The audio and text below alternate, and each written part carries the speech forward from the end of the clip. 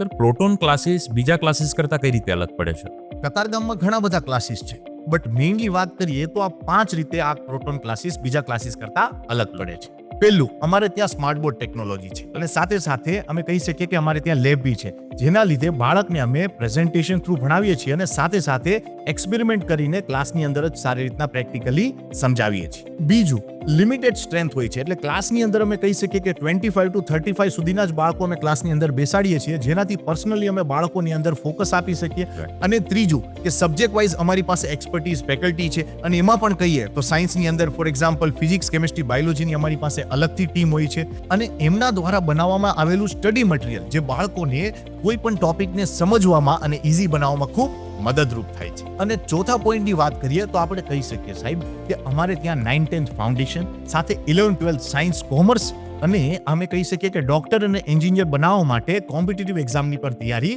કરાવવામાં આવે છે. અને પાંચમી વાત કરીએ તો બાળકને આ ગોલ એચીવ કરવા માટે ડગલે ને પગલે અમે કહી શકીએ કે બાળકને ક્યાંક ને ક્યાંક નાની મોટી મુશ્કેલીઓ આવતી હોય છે, બાળક ક્યાંક ને ક્યાંક ભટકતું હોય છે, તો એ નાની મોટી જગ્યાએ ભટકે નહીં અને બાળક પોતાના ટ્રેક પર રહે, એના માટે અમારે ત્યાં કાઉન્સિલિંગની પણ ફેસિલિટી છે.